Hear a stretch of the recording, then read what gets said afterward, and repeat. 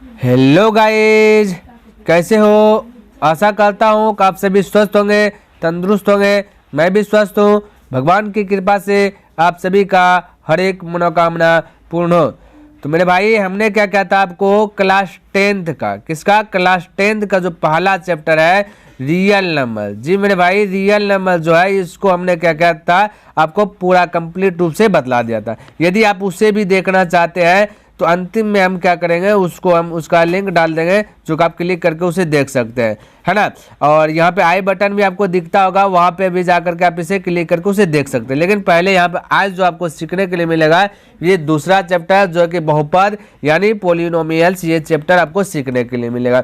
ये अच्छी प्रकार से इस चैप्टर का सवाल आप तभी हल कर सकते हैं जब आपको बेसिक आपका जो कि क्लियर होगा, क्योंकि कॉन्सेप्ट इज पावर, कॉन्सेप्ट ही आपका शक्ति है। तो सबसे पहले कॉन्सेप्ट सीखे कि बहुपद क्या है, बहुपद क्यों नाम पड़ा, ये पोलिनोमियल्स जो है कैसे आया, ये सारा चीज में क्या क्या चीज यूज होगा, सारा चीज आपको पहले जानना होगा। तभी आप जो है कि उसमें यदि 2.1 में आप हाथ लगाइएगा 2.2 है जैसे हो जाता है, तो ये सब जो है कि अच्छी प्रकार से आपको लर्न हो जाएगा। क्लियर है? तो सबसे पहले हम आपको बेसिक बताने का ही प्रयास करो, वो भी विस्तार रूप से। ठीक है, तो यहाँ पे देखिए सबसे पहला देखिए क्वेश्चन क्या कहता है। यहाँ पे देखिए कि चर, सबसे पहले आपको ये बहुपद जानने के लिए चर को समझना होगा कि ये चर क्या है। हाँ, चर के साथ साथ आपको चर और अचर ये दोनों एक साथ जो कि समझ बतलाते हैं ताकि आपको अच्छे प्रकार से लर्न हो जाए, अच्छे प्रकार से माइंड में सेट हो जाए। तो चर अचर दोनों को एक साथ कवर करेंगे, तो ध्यान से देखना है। तो सबसे पहले चर यानी वेरिएबल्स, यानी हमने लिखा कि जिसका मान हमेशा बदलता ही रहता है उसे चर कहते हैं। क्या कहते हैं? चर कहते हैं, अर्थात ए से टू जेड तक का है आपका चर है। इस प्रकार से हमने क्या क्या लिख दिया, यानी कि समझिए कि वो खत्म हो गया। क्या हो गया? चर का मतलब बदल रहा है। जैसे कि कोई गाय है, क्या है? गाय है, और गाय है वो क्या होगा, जहाँ पे ग्रीन ग्रीन घास दिखेगा, हरा घास दिखेगा, उसको चर लेगा। वहां पे चर लेगा तो उसका स्थान में फिर दूसरा घास उपज हो सकता है ना। तो वही आपका चर है, यानी जिसको चर लिया जाए, ऐसे याद रखें, जिसको चर लिया जाए, जिसको खत्म कर लिया, हो सकता है वहां पर दूसरा चीज आ जाए तो वो आपका चर कहलाएगा। ठीक है, अच्छा अभी देखिए, अभी आपको और बतलाएंगे, पहले अचर को भी थोड़ा सा देख लेते हैं। अचर यानी कांस्टेंट। कांस्टेंट क्या कहे कि जिसका मान नहीं बदलता हो उसे अचर कहते हैं। क्या कहते हैं? अचर कहते हैं। अर्थात अब हमने यहाँ पे लिख दिया जैसे में कि 1 2 3 4 5 6 7 8 9 ये डॉट डॉट डॉट जाते रहेगा, यानी कि गिनती गिनने वाली जो संख्या है सब आपका अचर पद है। ठीक है, ध्यान में रखिए, जो भी 1 लाख 2 लाख 10 लाख 200 400 जो भी हो जाए वो सब आपका अचर है। अब समझिए यहाँ पे चर अचर दोनों को साथ में लेते हैं। देखिए हमने बोला कि यदि आपको निकल जाए x के बराबर 5, हो सकता है कभी भी कोई भी प्रश्न में x का वैल्यू 5 निकल सकता है, निकल सकता है। अब बताइए x का वैल्यू 6 भी निकल सकता है, 7 भी निकल सकता है, 8 भी निकल सकता है, निकल सकता है नहीं? बिल्कुल निकल सकता है। इसलिए हम बोले ये जो है ना चर होगा, क्योंकि x के स्थान पे कुछ भी आ सकता है, 5 आ जाए, 6 आ जाए, 7 आ जाए, 8 आ जाए। तो ये क्योंकि ये 5 को हट करके 6 आ जाएगा, तो 5 वाला क्या होगा? चर गया ना, तो इसलिए आ गया 6 आ गया। यानी निश्चित नहीं है, x के स्थान पे हम कुछ भी रख सकते हैं। क्लियर? ये निश्चित नहीं है, इसलिए ये क्या हो गया आपका चर। अच्छा ध्यान में देखें, हमने बोला जिसका मान नहीं बदलता है, यानी कि बताइए मेरे भाई, एक कभी बदलेगा, एक तो एक ही कहलाएगा। इसको कभी कोई कह देगा कि एक को 2 बना दो, बना सकता है? नहीं बना सकता। हाँ, लेकिन x है ना, x को हम 2x बोल सकते हैं, बोल सकते हैं कि नहीं? बिल्कुल। अच्छा 2x क्या 3x, इस पे पावर 4 भी बोल सकते हैं। तो ये सब आपका क्या है? चर है। समझने का प्रयास कीजिए, लास्ट में आपको ये बहुपद का पहचान भी समझाएगा। पहले आपको चर समझना है, उसके बाद अचर। तो आशा करता हूँ चर अचर आपको समझ में आ गया होगा। देखिए आपसे क्वेश्चन कैसे पूछ सकता है, देखिए, और आप भी पूछ सकते हैं किसी से। जैसे आपके पास क्वेश्चन आ जाए 2x² प्लस मान लेते हैं 4x प्लस 6, इसमें कहेगा चर पद का गो, तो चर मेरे भाई आपका 2 गो। जैसे यहाँ पे 2x² एक चर पद हुआ, ये 4x², ये सॉरी 4x है, ये आपका एक पद हुआ, तो टोटल चर पद हो जाएगा 2। इस प्रकार से आप बोल सकते हैं। क्लियर है? और अचर पद की बात करें तो अचर पद यहाँ पे 6 है सिर्फ, क्योंकि ये 6 तो 6 ही रह जाएगा। हो सकता है ये 6 कभी तो बदल नहीं सकता है, लेकिन 2x² है, कभी 3x² हो जाएगा कि नहीं हो जाएगा? बिल्कुल हो जाएगा। तो ये चर और अचर का हमने क्या क्या सारा चीज लिख दिया। आशा करता हूँ कि समझ में आ गया। जिसको चर लेता है वो चर पद कहलाता है, ये जो घास खत्म हो गया फिर आज गया वो चर, जिसको नहीं चर पाता वो आपका क्या कहलाता है? अचर यानी कांस्टेंट कहलाता है। क्लियर है? तो चलिए अगला क्वेश्चन देखते हैं क्या कहता है। यहाँ पे ध्यान से देखिए, ये आपका है बीजीय व्यंजक, यानी बीजीय व्यंजक यानी अलजेब्रिक एक्सप्रेशन किसे कहते हैं, है ना। तो हमने यहाँ पे लिखा कि यदि किसी चर, देखिए यहाँ पे चर, अभी आपने चर समझ लिया कि जिसको चर लेता है, जैसे एक्स हुआ है, अब एक्स का सब कुछ भी आ सकता है, वाई का स्तर में कुछ भी आ सकता है, तो ये आपको समझ में आ गया। तो हमने वही लिखा कि यदि किसी चर और अचर, देखिए चर और अचर दोनों हमने बोला है ना, चर और अचर राशि को जोड़, घटाव, गुणा और भाग द्वारा दिखाया जाता है तो उसे ही बीजीय व्यंजक कहते हैं। हमने भाई यानी बीजीय व्यंजक वही कहलाएगा जिसमें आपको प्लस से दिखा दे, माइनस से दिखा दे, गुणा से दिखा दे या भाग से दिखा दे, जो चीज़ चर और अचर राशि को, किसको भाई, चर और अचर राशि को, वही आपका बीजीय व्यंजक कहला जाएगा। तो उसी को आप बीजीय व्यंजक कह सकते हैं। क्लियर है। जैसे हमने लिखा कि जैसे 4x + 2, ये क्या है, यहाँ पे देखिए 4x क्या है आपका, चर है। अभी जैसे हमने बतलाया पहले आपको, 4x क्या है, चर है। अच्छा 2 क्या है आपका, चर। इसको किससे दिखा दे, प्लस से दिखा दे। और 4 ये जो x है ये आपका गुणा हुआ है, ये आपका कुछ नहीं दिखे तो आपको पता चलना चाहिए कि ये गुणा है, ठीक है। तो 4 गुणा, तो प्लस से भी दिखा दिया, गुणा से भी दिखा दिया, ये क्या कहला गया आपका, ये आपका बीजीय व्यंजक कहला गया। जैसे हमने यहाँ पे लिख लिया, जैसे आपका ये भी हो सकता है कि x² - x, यानी यहाँ पे 3 दे सकता है और +5, ये कुछ भी दे सकता है, तो ये भी आपका क्या है, बीजीय व्यंजक, ठीक है। इसको गुणा से भी दिखा दिया, माइनस से भी दिखा दिया, प्लस से भी दिखा दिया, है ना, भाग से भी दिखा सकते हैं, ये सारा चीज़ आपका बीजीय व्यंजक कहला जाएगा। आप डायरेक्ट उसको बीजीय व्यंजक कह सकते हैं, यानी अलजेब्रिक एक्सप्रेशन कह सकते हैं। क्लियर है। जैसे आप हमने दे दिया 12x / 4, ये आपका हो जाएगा बीजीय व्यंजक। y भी आपका सिर्फ y भी रहेगा, ये 5y रहेगा, तो ये भी आपका हो जाएगा बीजीय व्यंजक। तो इस प्रकार से हमने क्या क्या एग्जाम्पल को लिख लिया। जैसे हमने लिखा 7x² + 3x - 28, ये है ना मेरे भाई, 7x² + 3x - 28। इसमें देखिए ये गुना है, ये भी 3 गुना x किया गया है, ये 28 है, माइनस में है, प्लस में है ना, तो ये आपका क्या कहलाएगा, बीजीय व्यंजक कहलाएगा। अच्छा इसमें चर का हुआ है, बताते जाइए, ये वाला भाई, ये इसमें चर कितना है तो बताइए, तो बोलिए ये 7x² एक चर हुआ, + 3x एक चर हुआ, यानी टोटल 2 चर हुआ। अचर पद की बात करें तो ये वो अचर पद है। तो इस प्रकार से भी आप बोल सकते हैं। क्लियर है। तो आशा करता हूँ कि बीजीय व्यंजक आपको अच्छी प्रकार से लर्न हो गया होगा। क्लियर है। तो अगला देखते हैं क्या कहता है। देखिए ये सब चीज़ जो है कि आपको यूज होगा आपका, ठीक है, ये चैप्टर में, तो आपको पहले से जान लेना है। तो अगला देखिए दिया गया टर्म, यानी पद किसे कहते हैं ना, व्हाट इज टर्म, यानी कि हमने लिखा है इसको कि यदि किसी चर, फिर से हमने यहाँ पे लिख दिया चर, इसको हेडलाइट कर दिए, है ना, और अचर। क्लियर। चर और अचर राशि को जोड़ या घटाव के द्वारा दिखाया जाता है तो उसे पद कहते हैं। हमने भाई, तो यानी कि पद किसे कहते हैं, टर्म किसे कहते हैं, यानी हमने बोला कि चर हो और अचर हो जाए, है ना।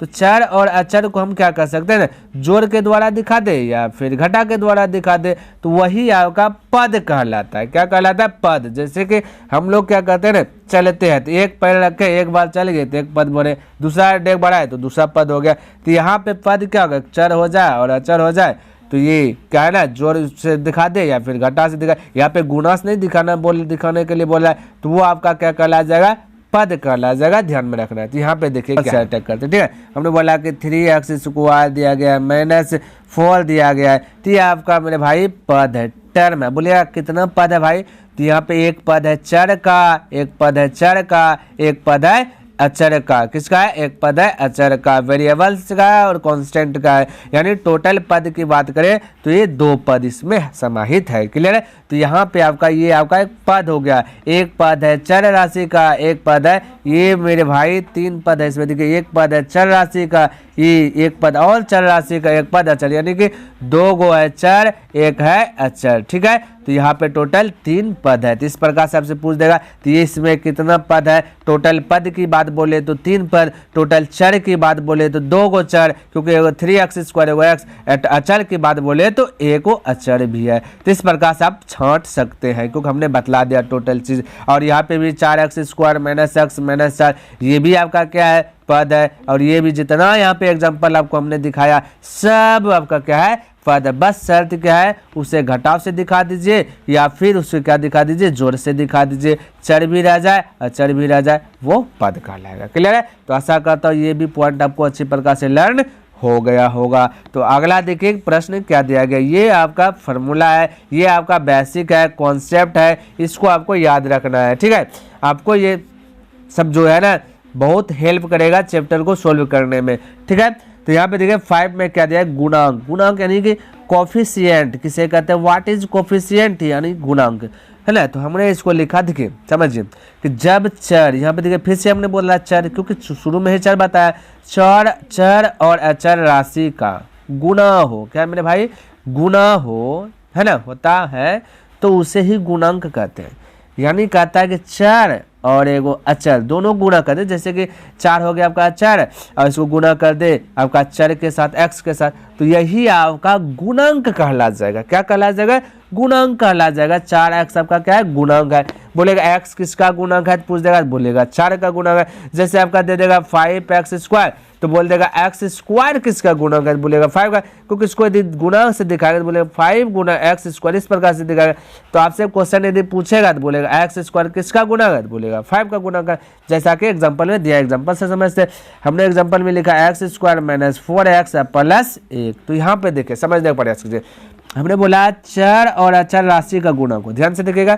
तो यहाँ पे मेरे भाई ये जो x² है तो 1x² है, कितना x², 1। तो बोल देगा, आपसे पूछ देगा क्वेश्चन कि x² का गुणांक क्या है, तो आप फटाक से बोल दीजिएगा 1 है। यहाँ बोल देगा x का गुणांक क्या है, आप बोल दीजिएगा फटाक से क्या है, 4 है। तो इस प्रकार से आप जो है गुणांक में बता सकते हैं, कोई भी दे दे, कितना भी बड़ा दे दे, आप बोल सकते हैं। जैसा कि यहाँ पे आपसे पूछ देगा कि 3, ये बोल देगा x किसका गुणांक है, बोलेगा फटाक से 3 का, है ना। अच्छा यहाँ पे पूछ देगा कि t किसका गुणांक है, t² किसका गुणांक है, बोलेगा भाई 1 के t² है ना, तो 1 का गुणांक होगा, है ना। तो उसी प्रकार से ये सारा चीज आप जो है कि बिल्कुल जो है कि अच्छी प्रकार से बता सकते हैं। गुणांक यानी कि चर हो और अचर दोनों को गुणा कर दिया जाए, वही आपका गुणांक कहलाएगा। क्लियर है।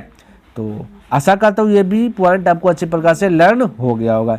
तो नेक्स्ट पॉइंट की ओर बढ़ते देखते क्या कहता है, यहाँ समझिए। ये है आपका बहुपद, यानी कि जो चैप्टर आपका स्टार्ट होने वाला है ना, वही आपका है, यानी पॉलिनोमियल्स। क्लियर। तो वो सारा चीज अभी हमने पढ़ा, चर पढ़ा, अचर पढ़ा, है ना, चर पद अचर पद पढ़ा, गुणांक पढ़ा, विजय व्यंजक पढ़ा, सब चीज मिल के बन गया आपका बहुपद बन गया। क्लियर है।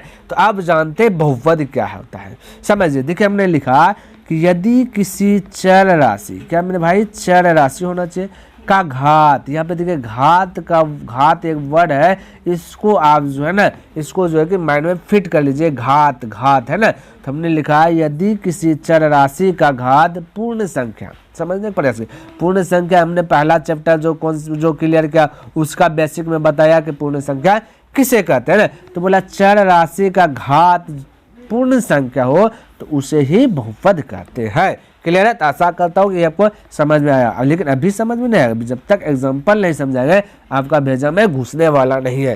तो पहले एग्जाम्पल की ओर फोकस कीजिए, ध्यान से देखिएगा, घबराना नहीं है, बहुत इसी प्रकार से आपको समझ में आ जाएगा। बस आपको पकड़ के रखना है कि घात लिखे ना, चर राशि का घात, किसका घात मेरे भाई, चर राशि का होना चाहिए, ये भी घात, और कैसा होना चाहिए, पूर्ण संख्या होना चाहिए। पूर्ण संख्या थोड़ा सा हम बता देते हैं किसे कहते हैं, पूर्ण संख्या किसे कहते हैं, थोड़ा सा बताते हैं। 0 से स्टार्ट होता है, 0 से 1 2 3 यानी डॉट डॉट, लाख, 2 लाख, करोड़, 10 करोड़, जितना भी जा सकता है वो सब पूर्ण होगा। ध्यान में रखना, पूर्ण होगा वो प्लस वाले लेना है आपको, ध्यान में रखना। माइनस बोल दीजिएगा 1 तो ये पूर्ण संख्या नहीं होगा ना, क्योंकि पूर्ण संख्या 0 प्लस से स्टार्ट होता है, वो भी एकदम 0 लेवल से स्टार्ट होता है, यही आपका पूर्ण संख्या गलत। अब बोल दीजिएगा -2 तो ये तो गलत होगा ना, ये तो पूर्ण संख्या नहीं कहलाएगा, क्योंकि माइनस में आ गया, आपको प्लस वाला को चूज करना है। क्लियर है। तो अब देखिए समझिए, हमने जैसे में लिखा कि x² - 2x - 8, इस प्रकार से लिखा, समझिए। तो घात का मतलब था ऊपर में रहेगा, जैसे कि यहाँ पे 2x है, ये जो हमने बोला ना स्क्वायर, यही आपका घात है। ध्यान में रखिए, घात आपका जब भी रहेगा ऊपर में रहेगा, कहाँ रहेगा, ऊपर में रहेगा। तो यहाँ पे क्या फिर से लिख देते हैं, x² - 2x - 8। तो यहाँ पे घात आपका क्या है, x का पावर 2, ये घात है। अच्छा बोलिए 2 पूर्ण संख्या है कि नहीं है, आप लोग आप खुद बोलिए। तो 2 पूर्ण संख्या है, प्लस में है, तो ये आपका बहुपद कहला जाएगा। क्या कहला जाएगा, बहुपद कहला जाए। यहाँ भी x पे पावर को चर है ना, ये मेरे भाई 2x क्या है, ये जो आपका -2x है, ये आपका क्या है, चर है। तो इस पे देखिए एक बात और समझिए, जब किसी पे यहाँ पे ये जो -2x है, जब किसी पे कुछ पावर नहीं दिखे तो समझ लेना जीरो है। क्या है? जीरो है। देखिए किसी पे पावर जीरो का मतलब होता है ये बात आप माइंड में सेट कर लीजिए, ठीक है। किसी पे भी पावर आ जाए जीरो, कोई भी संख्या रहे, कोई भी संख्या 5x है, इस पे पावर यदि जीरो रहेगा तो इसका मतलब क्या हो जाएगा? 1 हो जाएगा, है ना। तो ये बात भी आपको ध्यान में रखना है। तो ये आपका जो हमने यहाँ पे एग्जाम्पल लिया बहुपद का, ये आपका क्या है? बहुपद है, क्योंकि इसका घात क्या है? प्लस में, इसका भी घात क्या है? प्लस में, इसका भी घात क्या है? प्लस में, यहाँ पे भी घात क्या है? प्लस में। ऐसा नहीं कि आपका सिर्फ स्क्वायर वाला ही घात रहे, ये नहीं मेरे भाई। यहाँ पे आपका थ्रू ये पावर 4 भी रह सकता है, फिर यहाँ पे x पावर 3 भी रह सकता है, ये फिर x पावर 2 भी रह सकता है। कुछ भी घात हो लेकिन पूर्ण संख्या होना चाहिए। कौन संख्या होना चाहिए? पूर्ण संख्या होना चाहिए, प्लस में होना चाहिए, ठीक है। तो वही आपका हो जाएगा बहुपद। इससे आपका ऑब्जेक्टिव भी बनता है, और ऑब्जेक्टिव भी जो है कि एग्जाम में बहुत धुराचार मात्रा में जो है कि पूछ देता है। ऑब्जेक्टिव फिक्स है, पूछेगा ही पूछेगा, पूछ देगा कि इनमें से बताओ कौन सा बहुपद है। अब आपको पता होगा तभी ना कि पूर्ण संख्या घात बोल रहा है, तो घात आप चेक करके बता दीजिएगा फटाक से, है ना। अच्छा देखिए थोड़ा सा समझिए, हमने स्टार पॉइंट में लिख दिया कि जिसका घात ऋणात्मक हो, हमारे भाई क्या हो? ऋणात्मक यानी माइनस में आ जाए घात, वही आपका जो है ना बहुपद नहीं कहलाएगा, ठीक है। तो यहाँ पे हमने एक स्टार पॉइंट भी लिख दिया कि बहुपद कौन नहीं कहलाएगा? जिसका घात जैसे कि x पावर -1 आ जाए, तो बिल्कुल बहुपद नहीं है, क्योंकि बहुपद का शर्त क्या है? समझिए, जिसका शर्त क्या है कि प्लस होना चाहिए, घात पूर्ण संख्या होना चाहिए, है ना। आज जिसका घात माइनस में आ गया वो आपका बहुपद नहीं होगा। जैसे देखिए ये जो हमने यहाँ पे एग्जांपल में जो लिखा है, ये सारा एग्जांपल एग्जाम में पूछा गया है। ये बात आप नोट कर लीजिए, ये जितना भी हमने एग्जांपल यहाँ पे दिया सब जो है कि एग्जाम हॉल में पूछ दिया गया, वही एग्जाम्पल को हमने उठा करके यहाँ पे लाया। यदि आप एग्जाम्पल को भी फॉलो करते हैं और आप यदि एग्जाम हॉल में बैठते हैं बनाने के लिए प्रश्न, तो यही आपको सेम टू सेम मिल जाएगा। क्लियर है? तो यहाँ पे एक बेनिफिट आपका ये भी हो रहा है ना। तो देखिए ध्यान से, हमने बोला x पर पावर -1 जैसे आ गया, क्या आ गया? x पर पावर -1, तो ये घात क्या आ गया? माइनस आ गया, तो ये बहुपद बिल्कुल ही नहीं कहलाएगा। नहीं है ना भाई, माइनस में तो नहीं है, क्या है? नहीं है ना। अच्छा देखिए यहाँ पे हमने लिखा y पर पावर -2 आ जाए, y पर -2, ये भी माइनस आ गया, तो बहुपद नहीं है, क्या नहीं है? z पर -3 आ गया, ये भी नहीं है ना। अच्छा 2x पर पावर -4 आ गई, ये भी बहुपद नहीं है। हाँ, ये वाला आपको एग्जाम हॉल में पूछा गया है, जो कि आपको अटका सकता है। दिया गया 1/x + 1 बोल दिया गया। बताओ, ऑप्शन आपको 4 को देगा, जिनमें से एक ऑप्शन मान लेते हैं डी नंबर में देखने के लिए मिल जाएगा। तो आपको बताना, आप तो यहाँ से अंदाजा नहीं लगा सकते माइनस में है कि नहीं है ना। तो आप बोल दीजिएगा बहुपद है, हम समझ में नहीं आ रहा है, एक ऑप्शन आपको मिल जाए गलती से नो, तो आप बोल दीजिएगा नहीं, क्योंकि बोलिएगा भाई सर ने हमको पढ़ाया घात माइनस हो तो वही आपका बहुपद नहीं कहलाएगा, लेकिन यहाँ पे तो कोई घात पता ही नहीं चल रहा है माइनस हो कि न हो। तो मेरे भाई यहाँ पे आपको समझना है कॉन्सेप्ट क्या कहता है, क्योंकि एक स्टेप हो सकता है कोई प्रश्न ऐसा आ जाए आपको हल करना पड़ जाए, लेकिन अभी कॉन्सेप्ट बताएंगे तो क्लियर हो जाएगा। तो हमने बोला 1/x + 1 है, ठीक है। तो आपको ध्यान में रखना है, एक बात ध्यान में रखना है, ये आपका बहुपद है। बहुपद का पहचान होता है आपका मेरे भाई ax², जैसे हमने लिख दिया +bx + c, ये आपका पहचान होता है। गलती से भी यदि यहाँ पे बराबर 0 आ जाएगा ना, तो ये बहुपद नहीं कहलाएगा, ये समीकरण कहला जाएगा, जो कि नेक्स्ट चैप्टर में हम लोग जो है इस पे भी बहस करेंगे, इसका भी चर्चा करेंगे। तो आपको यहाँ पे समझना है कि ये यही बराबर का चिन्ह नहीं रहना चाहिए, बस इस टर्म में जो रहेगा वही आपका क्या कहलाएगा? बहुपद कहलाएगा, है ना। तो इस टर्म में यदि आपको कोई सवाल भिन्न में मिल जाए, किसमें मिल जाए?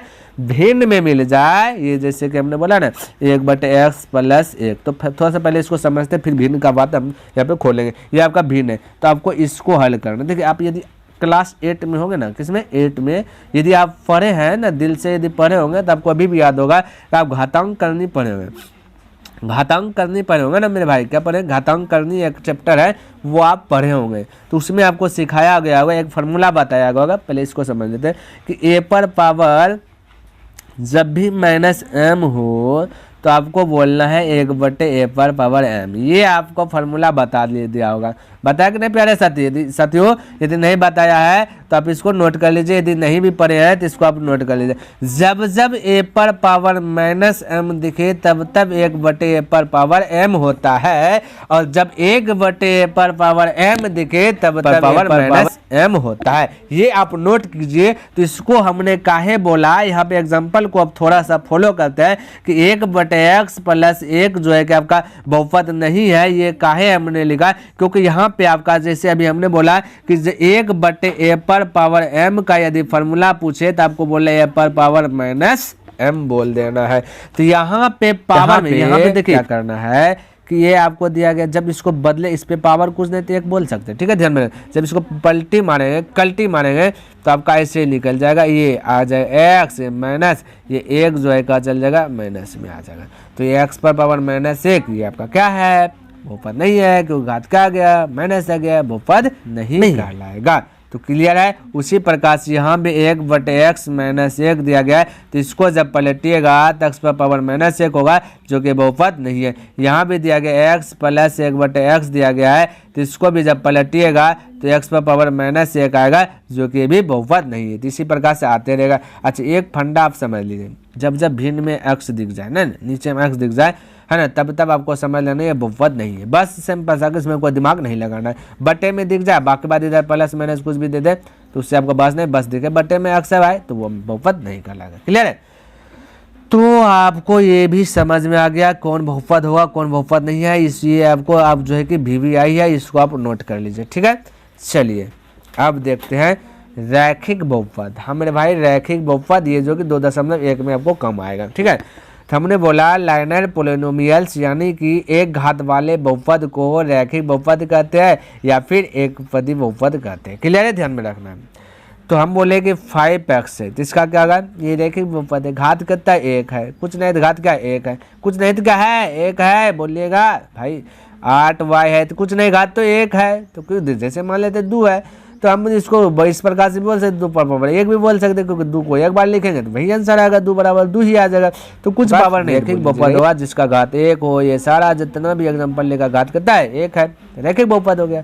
क्लियर है। चलिए आगे देखते हैं क्या भाई, आगे वाला फंडा देख लेते हैं। हाँ, द्विघातीय बहुपद यानी कि क्वाड्रेटिक पोलिनोमियल, 2 घात वाले बहुपद को द्विघातीय बहुपद कहते हैं। यानी घात होना चाहिए 2, देखिए पावर में घात कहते हैं 2, प्लस में इसलिए तो बहुपद है।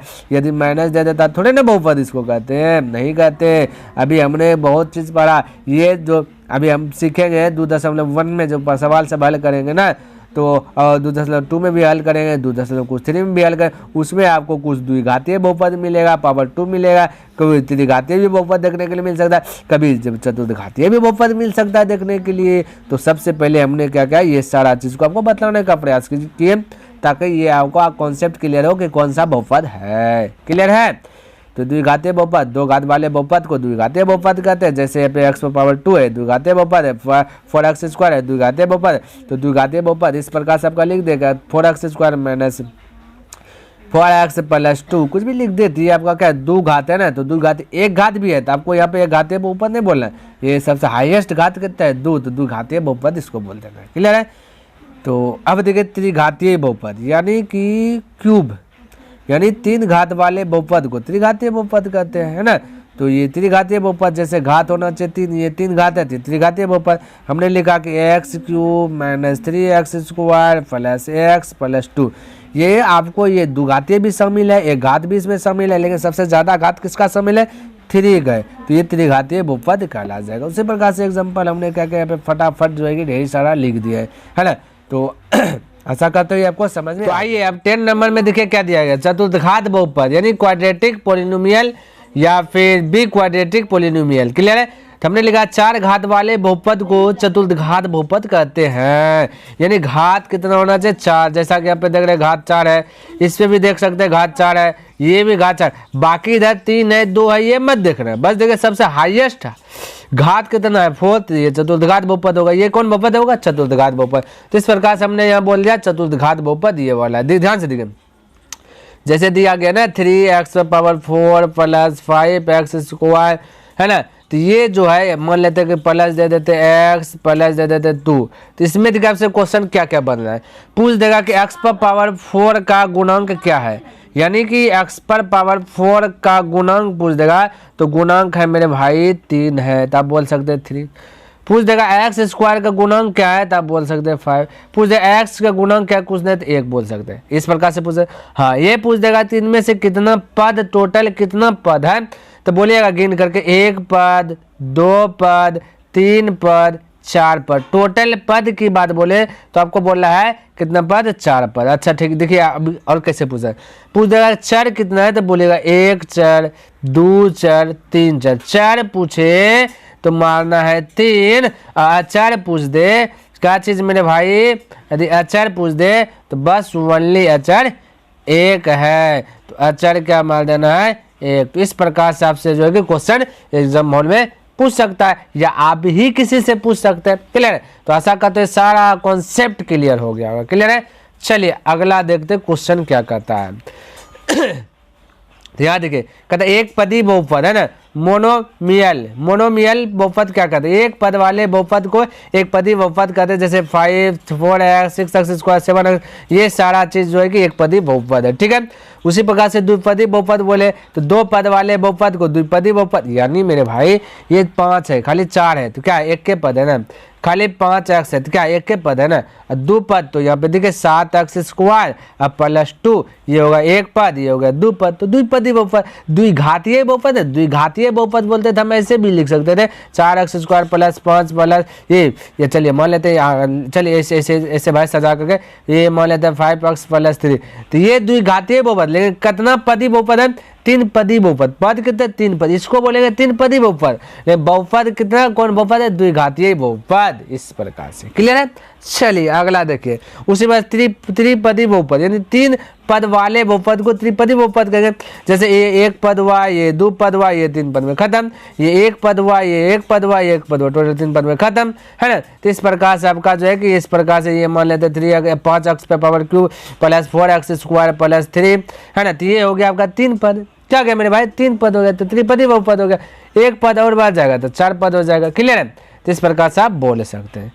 उसी प्रकार से आते हैं एक और देख लेते हैं, शून्य पे शून्य पदी बहुपद, यानी 0 पोलिनोमियल, तो जिसके गुणांक क्या आता है, गुणांक शून्य होते हैं उसे शून्य पदी बहुपद कहते हैं। तो गुणांक देखिए x स्क्वायर का गुणांक कितना है, गुणांक बोले 0 है, तो ये आपका शून्य पदी होगा।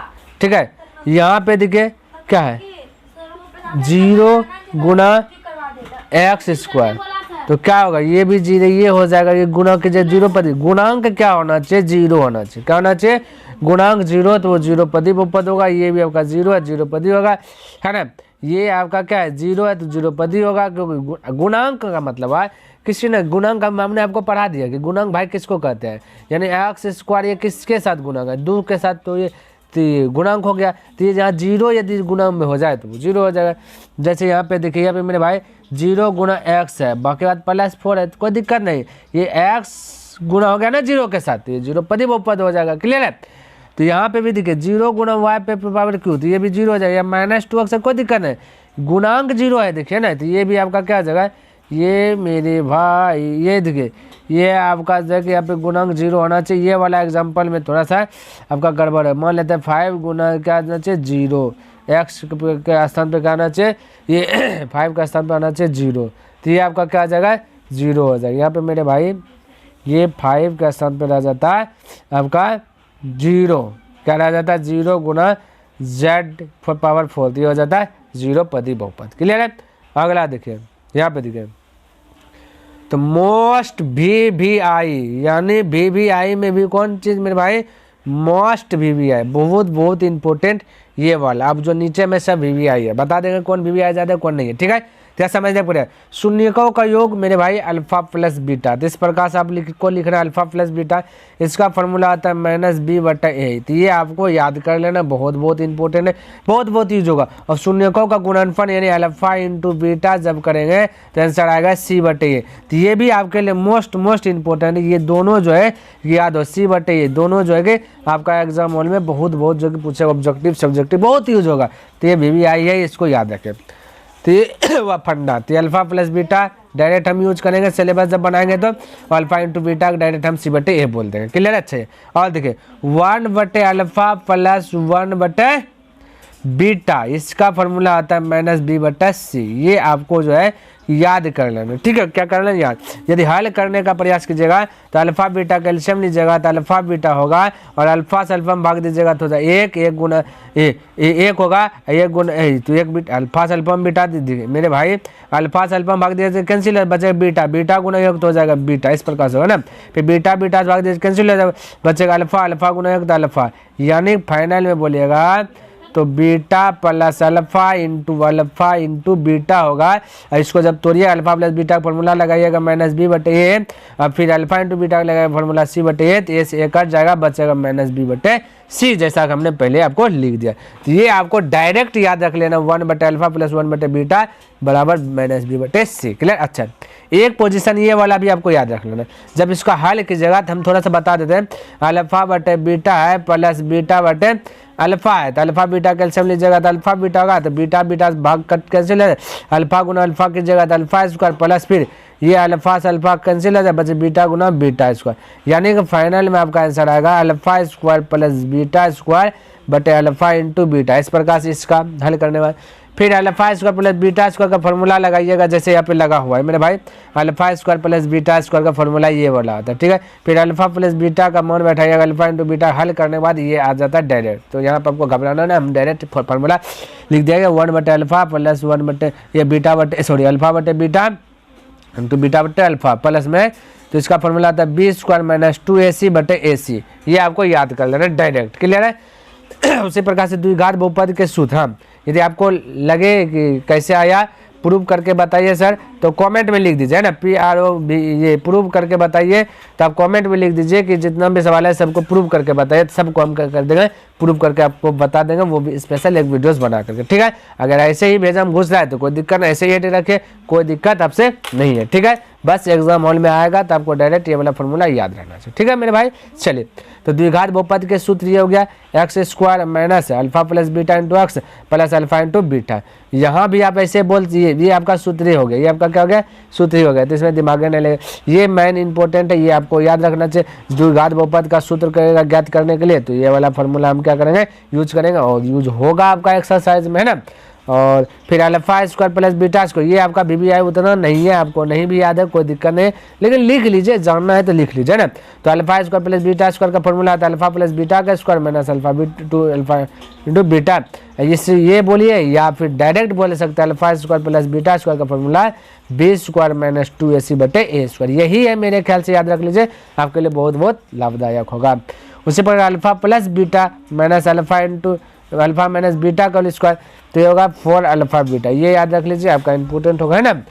तो आइए, सब उतना इंपॉर्टेंट नहीं है, फिर भी हम बता देते हैं। अच्छा, अल्फा माइनस बीटा का फॉर्मूला आ जाए तो आप बोल सकते हैं रूट अंदर अल्फा प्लस बीटा का स्क्वायर माइनस 4 अल्फा बीटा, या फिर अल्फा माइनस बीटा डायरेक्ट ये बोल सकता है कि मेरे भाई बी स्क्वायर माइनस 4ac बटा ए स्क्वायर, ये डायरेक्ट बोल सकते हैं, आपका मर्जी। लेकिन ये वाला याद रखें ना, तो आपका बाधा नहीं होगा, डायरेक्ट आपका प्रश्न मिल जाएगा इस प्रकार से 4x square plus 2x plus 1। तो आप बोल सकते हैं इसको बोलिएगा a, इसको बोलिएगा b, तो थर्ड नंबर को बोलिएगा c, फटाक से बैठा लीजिएगा, है ना। तो ये आप बोल सकते हैं इस प्रकार से, ठीक है। उसी पर alpha cube plus beta cube का फॉर्मूला अल्फा प्लस बीटा का whole cube minus 3 alpha beta into alpha plus beta, ताकि आप अल्फा प्लस बीटा के वैल्यू बैठा दीजिएगा, क्या होता है अल्फा इंटू बीटा का वैल्यू बैठा दीजिएगा, अल्फा प्लस बीटा का वैल्यू बैठा दीजिएगा। क्लियर है। उसी प्रकार से always alpha square minus beta square का formula alpha plus beta minus into alpha into beta.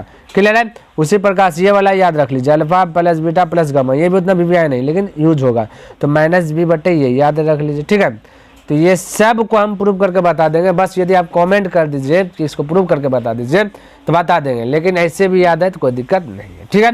चलिए, तो alpha beta plus beta alpha beta gamma, ये इस प्रकार से alpha beta plus beta gamma plus gamma alpha बराबर फॉर्मूला आता है c बटे ए।